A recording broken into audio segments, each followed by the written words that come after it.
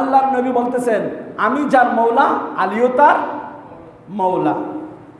এখানে আমাদের সুন্নি জামাতের 2 নম্বর সুন্নি যারা গোলাফি সুন্নি, তারা আহলে বায়াতকে যারা ভালোবাসে তাদেরকে ট্যাগ লাগাই দিচ্ছে যে এটা তো ঈদে গাদির খুম, এটা শিয়াদের উৎসব, এটা সুন্নি জামাতের উৎসব না। আপনারা কি শুনেন না? বলে না? আরে বাবা, শিয়ারা শিয়াদের ভাবে পালন করবে, শিয়াদের সাথে আমাদের সাথে কখনো কম্পেয়ার হবে না। আমরা আমাদের মতো আহলে বায়াতের জিকির করব, আমরা আমাদের মতো মৌলা আলীর জিকির করব, আমরা আমাদের মতো ইমাম হাসান হুসাইনের জিকির করব। কে কিভাবে কখন কি বলবে সেটার মুহতাজ আমরা না, সেটার মুখাফিকি আমরা না, কাহারও দয়ার বিচারদারি আমরা না, ঠিক কি না? আমরা কাহারও দয়ার বলে চলি না, আমরা চলি আহলে বায়াতের দয়ায়, বলি সুবহানাল্লাহ। আমরা চলি আহলে বায়াতের ভালোবাসায়, বলি সুবহানাল্লাহ। সুতরাং আমাদের সংস্পর্শ আসলে সমাজ আলোকিত হবে, যারা দুশ্মন তারা ধন্য হবে। প্যারা হাজিরিন, তো আল্লাহর নবী মুহাম্মদুর রাসূলুল্লাহ সাল্লাল্লাহু আলাইহি ওয়াসাল্লাম বিদায় হজ্জের ভাষণে 10ম হিজরিতে আল্লাহর নবী সাথে হজ করার জন্য সবাই উৎসাহ উদ্দীপনা নিয়ে আল্লাহর নবীর সাথে হজ করবে। আল্লাহর নবীর শেষ বয়সে 63 বছর বয়সে, শেষ বছর বয়সে আল্লাহর নবী বিদায় হজের ভাষণ দিবে। সবার ভিতরে কোলাহল সৃষ্টি হলো, সবার ভিতরে চিন্তা সৃষ্টি হলো যে আল্লাহর নবী আজকে কি ভাষণ দিবে, কি বলবে। এতদিন তো নবী আমাদেরকে বলে গেছেন একরকম, আজকে নবী কি বলবে। একজন আরেকজনের ভিতরে আলোচনা শুরু হচ্ছে, একজন আরেকজনকে বলতেছে বলো আল্লাহর নবী কি ভাষণ দিবে। আমি তো জানি না, আল্লাহর নবী ভালো জানেন। একে অপরকে কথা কানাকানি, কথা শুরু হচ্ছে যে আল্লাহর নবী কি বলবে। রাসূলুল্লাহ সাল্লাল্লাহু আলাইহি সাল্লাম মক্কা থেকে যখন মদিনায় যাচ্ছিলেন, মক্কা এবং মদিনার মধ্যখান স্থানকে বলা হয় গাদিরে খুম। ইসলামিক ঐতিহাসিক বিদ্বান কেউ কেউ বলেছেন ওই জায়গার নাম হচ্ছে একটা জলাশয়ের নাম, আবার কেউ কেউ বলেছেন গাদিরে খুম এটি হচ্ছে চৌরাস্তা একটি জায়গার নাম। কেউ বলেছেন একটি জলাশয়, আবার কেউ বলেছেন একটি জায়গার নাম চৌরাস্তা। ওখানে আল্লাহর নবী মুহাম্মদুর রাসূলুল্লাহ সাল্লাল্লাহু আলাইহি সাল্লামের কিছু বিশিষ্ট সাহাবীদেরকে বললেন যে হজ শেষে যারা সিরিয়া চলে যাচ্ছে, ইরাকের দিকে চলে যাচ্ছে, তাদেরকে থামাও, তারা যাতে না যেতে পারে। তাদেরকে বলো গাদিরে খুম নামক স্থানে চলে আসতে। আমি আজকে আমার জীবনের শেষ কথাটুকু বলবো, তারা যাতে সেখানে চলে আসে। এখন লক্ষ হাজার হাজার হাজিদের পিছনে অনেক হাজিরা পড়ে গেছে, অনেক দূরে রয়েছে। সাহাবাই কেরাম থেকে বলতেছে যাও তাড়াতাড়ি, যারা পিছনে পড়ে আছে তাদেরকে ডেকে নিয়ে আসো, তারা যাতে গাদিরে খুম নামক স্থানে চলে আসে। এখন আল্লাহর নবীর জন্য সামিয়ানা টাঙ্গানো হলো, জায়গাকে বুলন্দ করা হলো, উঁচু করা হলো। আল্লাহর নবী সেখানে দাঁড়িয়ে ভাষণ দিবেন যাতে করে সকল সাহাবী আল্লাহর নবীকে এক পলকে দেখতে পারে। এই জন্য আল্লাহর নবীর জন্য একটি উঁচু জায়গা করলো, উঁচু জায়গার মধ্যে একটা সামিয়ানা টাঙ্গানো হলো। সেখানে আল্লাহর নবী কি দিবেন? বিদায় হজ্জের শেষ ভাষণটুকু দিয়ে দিবেন। এদিকে আল্লাহর নবী দুনিয়া থেকে পর্দা নেবেন। আল্লাহর নবীর যাওয়ার সময় হয়ে গেছে। আল্লাহর নবীর কাছে জিবরাইল আলাইহিস সালাম ওহী নিয়ে আসলেন। ইয়া রাসূলুল্লাহ, ইয়া হাবিবাল্লাহ, ইয়া আইয়ুহার রাসূলু বাল্লিগ মা উনজিলা ইলাইকা মির রাব্বিক ওয়া ইন লাম তাফআল ফামা বাল্লিগতা রিসালাতাহু।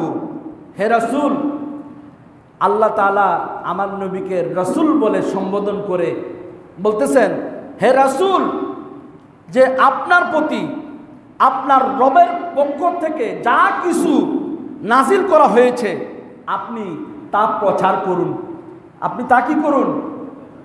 ওই সময় কিন্তু এই সূরা মায়েদার এই 68 নম্বর আয়াত আল্লাহর নবীর এই শেষ বয়সে এই সূরা মায়েদা নাজিল হয়েছে।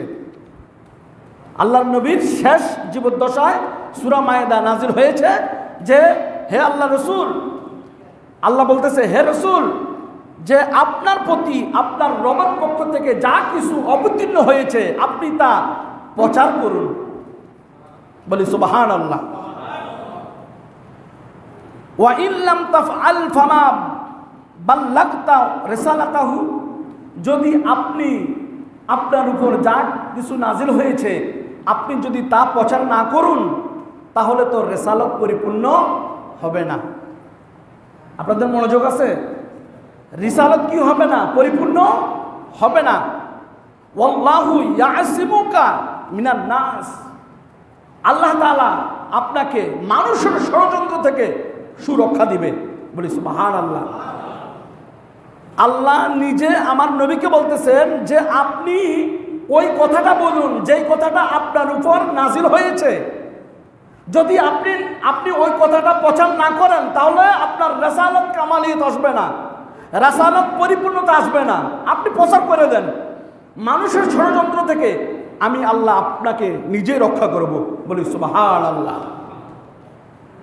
ইন্নাল্লাহা লা ইয়াহদিল কওমাল কাফিরিন, আল্লাহ তাআলা কাফেরকে হেদায়েত করবেন না।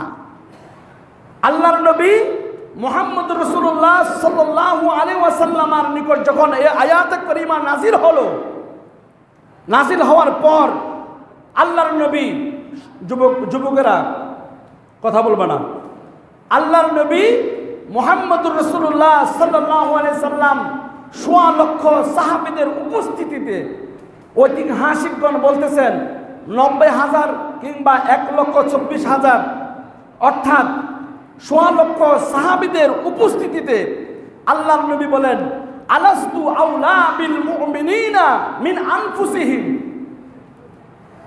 আমি কি তোমাদের প্রাণের চাইতে বেশি নয়? আমি কি তোমাদের প্রাণের চাইতে বেশি নয়? তখন উপস্থিত সকলে সমস্বরে চিৎকার দিয়ে বলল ইয়া রাসূলুল্লাহ, ইয়া রাসূলুল্লাহ, যে অবশ্যই আপনি আমাদের জানের চাইতে অনেক প্রিয়। বলি সুবহানাল্লাহ। তখন আল্লাহর নবীর পাশে উপবিষ্ট ছিলেন হযরতে মৌলা আলী শের খুদা কাররামাল্লাহু ওয়াজহাল করিম। তখন ওই গাদিরে খুম নামক স্থানে আল্লাহর নবী হযরত মৌলা আলীকে ওই উঁচু জায়গার মধ্যে দাঁড়িয়ে এভাবে ধরলেন। আল্লাহর নবী মৌলা আলীর হাতকে এভাবে ধরে বললেন আমি যার মৌলা আলীও তার মৌলা। বলি সুবহানাল্লাহ। আমি যার মৌলা আলীও তার মৌলা। কিভাবে বললেন? মান কুনতু মাওলাহু ফা আলিউন মাওলা, আমি যার মৌলা আলীও তার মৌলা। যে আমি আলীর মধ্যে, আলী আমার মধ্যে। বলি সুবহানাল্লাহ। যে আলীকে মহব্বত করলো সে আমি রসুলকে মহব্বত করলো, যে আমি রসুলকে মহব্বত করলো সে আল্লাহকেই মহব্বত করলো। বলি সুবহানাল্লাহ।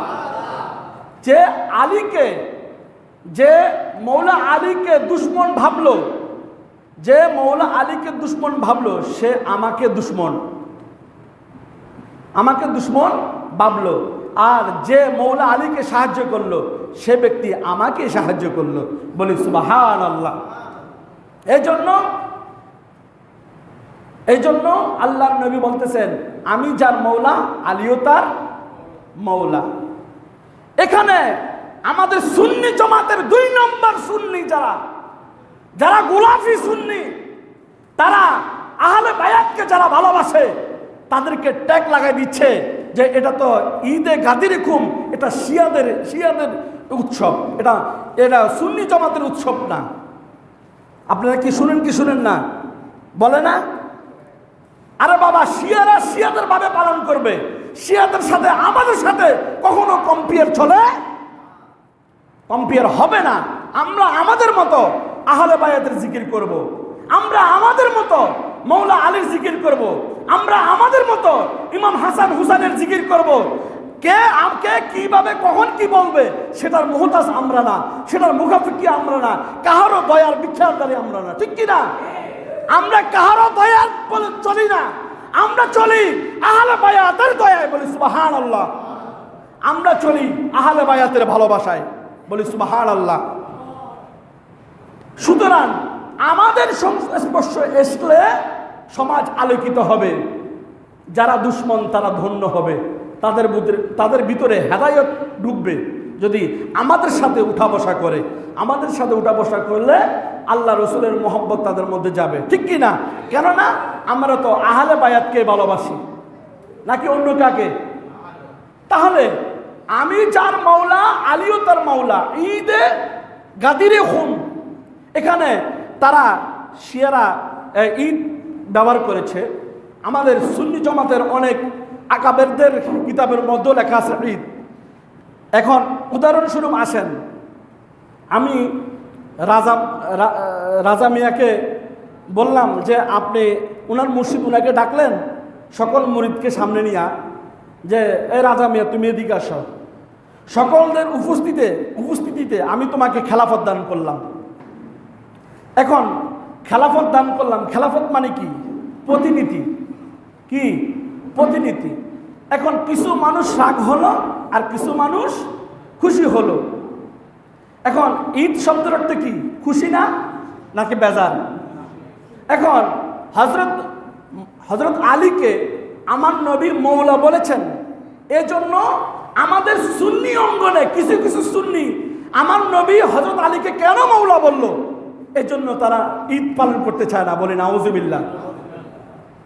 ঈদ অর্থ কি? খুশি।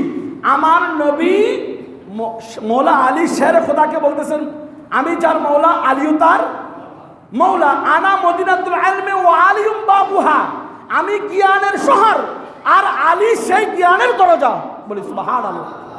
তাহলে আমাদের এই 2 নম্বর কিছু আমাদের দেশে গোলাফি মার্কা সুন্নিরা বলে যে মৌলা আলীকে ঈদে গদির খুম এটা নাকি শিয়াদের উৎসব।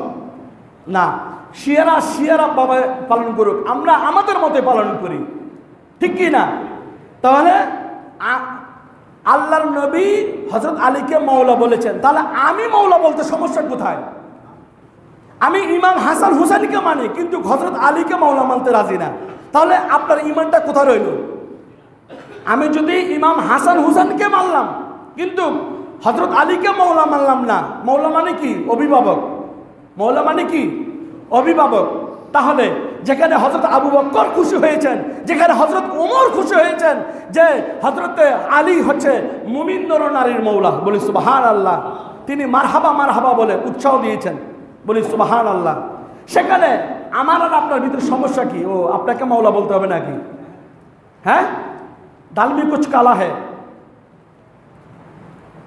আল্লাহর নবী গাদির খুম জায়গার মধ্যে আজকে 18 জিলহজ গাদির খুম নামক স্থানে আল্লাহর নবী মৌলা আলীকে মৌলা বলে ঘোষণা করে জগৎবাসীকে সতর্ক করে দিয়েছেন যে আমি তোমাদের মাঝে 2টা জিনিস রেখে যাচ্ছি, একটি হচ্ছে কিতাবুল্লাহ আর একটি হচ্ছে আহলে বায়াতে রাসূল, বলি সুবহানাল্লাহ। একটি হচ্ছে কিতাব আর একটা হচ্ছে কি? আহলে বায়াত। আহলে বায়াত কি? আহলে বায়াত মানে পাক পাঞ্জাতন। পাক মানে কি? পবিত্র। পাঞ্জাতন মানে জিসিম, শরীর। পাক পাঞ্জাতন কাকে বলে? নবী মুহাম্মদ রাসূলুল্লাহ, হযরত আলী, মা ফাতেমা, ইমাম হাসান, ইমাম হুসাইন। এই আহলে বায়াতকে যখন আঁকড়ে ধরবা তোমরা কখনো পথভ্রষ্ট হবে না। কিতাবুল্লাহ মানে কি? কোরআন, আল্লাহর কোরআন এবং আহলে বায়াতের দামান যদি তোমরা মজবুত করে ধরে রাখতে পারো তাহলে তোমরা কখনো, তোমাদের ঈমান কখনো ধ্বংস হবে না, তোমরা কখনো বিচ্ছিন্ন হবে না, বলি সুবহানাল্লাহ। যেখানে বলতেছে যে আনা মদিনাতুল ইলমি ওয়া আলিয়ুম বাবুহা, রাসূলুল্লাহ সাল্লাল্লাহু আলাইহি ওয়াসাল্লাম নিজের জমানের কথা, নিজের জমানে পাকের কথা, আপনি সেই হাদিসকে ওভারটেক করেন, ইনকার করেন, ইনসাল্ট করেন, ভৎসনা করেন, তিরস্কার করেন, তাহলে আপনার ভিতরে সুন্নি এটা প্রমাণ হয় না। আপনার ভিতরে কি আছে? গোলাফি আছে। আপনি সুন্নি নামের ভং, আপনি ভং ধরছেন। আপনি সুন্নি না, আপনি সুন্নি নাম ধরে ভং ধরছেন। এজন্য আহলে বায়াত রসুলকে ভালোবাসা ইমানের অবিচ্ছেদ্য অংশ। আহলে বায়াতকে ভালোবাসতে হবে। আহলে বায়াতকে ভালোবাসা ছাড়া ইমান কামেল হবে না। সকল হাজী সাহেবরা, এমন কোনো হাজী সাহেব নয় যে আমার নবীর রওজা শরীফ যায় নাই। আছে? আছে? বলেন নবীর রওজাতে যায় না এমন কোনো হাজী আছে? সবাই গেছে। সবার মন চায় যে নবীকে একটু সালাম দিতে। কেন সালাম দিতে? হাজী সাহেবের সাথে নবীর সাথে সম্পর্ক কি? ওই হাজী সাহেব জানে যে কলমা যদি লা ইলাহা ইল্লাল্লাহ পড়ি আর যদি মুহাম্মদ রাসূলুল্লাহ না পড়ি তাহলে আমার হজ হবে না। এটা হাজী সাহেব জানে বলেই আল্লাহর নবীর কাছে যায় আর নবীকে সালাম দেয়, আসসালামু আলাইকা ইয়া রাসূলুল্লাহ। কার মহব্বতে? আল্লাহর মহব্বতে। কার মহব্বতে? রাসূলুল্লাহর মহব্বত তার ভিতরে আছে বলেই তো সে মদিনায় যাচ্ছে। এই জন্য আমি যার মৌলা, আলীও তার মৌলা। যে ব্যক্তি হযরত আলীকে দুশমন ভাবলো সে ব্যক্তি আমি নবীকে কি করলো? দুশমন ভাবলো। এই জন্য মৌলা আলীকে যাদের, আরে ভাই আমি দখলের মধ্যে আছি, আপনি দলিলের মধ্যে যাই একটা দিয়ে চাষ করে খান আপনি, আমি দখলে আছি। যার দখল আছে তার দলিলের প্রয়োজন নাই। আমি দখলে আছি, আপনি দলিলের মধ্যে চাষ করে খান। একবার না, 1 চাষ 2 চাষ 5 চাষ 7 চাষ দিয়ে খাবেন খালি, আমি তো দখলের মধ্যে আছি। সুতরাং সব কিছু নিয়ে দলাদলি করা যাবে না। দলাদলি করছে এজিদে। দলাদলি করছে কে? এজিদে। ইমাম হাসান হুসাইনের ওরা দলিল চায় না, ওরা চায় প্রেম, মুহাব্বত, ইশক, আল্লাহর নবীর দিদারে মুস্তাফা। বলি সুবহানাল্লাহ। আমি নামাজ পড়লাম, রোজা রাখলাম, হজ করলাম, যাকাত দিলাম, কার বিনিময় পাইলাম? আমার নবীর মুহাব্বতে, আহলে বায়াতের মুহাব্বতে। বলি সুবহানাল্লাহ। আর আপনি বলতেছেন হযরত আলীকে মৌলা বলা যাবে না। তাহলে আপনার মতো 2 নম্বর ফুটবইটি, আপনার মতো 2 নম্বর মুসলমান আমাদের প্রয়োজন নাই। দরকার আছে? দরকার নাই। এই জন্য আল্লাহ তাআলা বলেন, আল ইয়াউমা আকমালতু লাকুম দীনাকুম ওয়া আতমামতু আলাইকুম নি'মাতি ওয়া রাদিতু লাকুমুল ইসলাম দীনা। আজ আমি তোমাদের জন্য তোমাদের দিনকে পূর্ণাঙ্গ করে দিলাম। আমি আজ তোমাদের জন্য তোমাদের দিনকে কি করে দিলাম? পূর্ণাঙ্গ করে দিলাম। ওয়া আতমামতু আলাইকুম নি'মাতি, তোমাদের উপর আমার নিয়ামত পরিপূর্ণ করলাম। দিন হিসাবে ইসলামকে আমি পছন্দ করলাম, ইসলামের উপর আমি খুশি হলাম। আল্লাহর নবী এই কথাই বলেছেন। বলি সুবহানাল্লাহ। সুতরাং আমরা আহলে বায়াতকে মানি কি মানি না? বলেন। আমরা পাক পাঞ্জাতনকে মানি কি মানি না? কেউ চোখ রাঙ্গানিতে আমরা ভয় পাই না। আহলে বায়াতের ভালোবাসা নিয়ে আমরা দুনিয়া থেকে যেতে চাই, ঠিক কিনা? আগামীতে মুহররম আসতেছে, আমাদের ভিতরে ইমাম হুসাইনের চেতনা জাগ্রত করতে হবে, আহলে বায়াতের চেতনা জাগ্রত করতে হবে, ঠিক কিনা?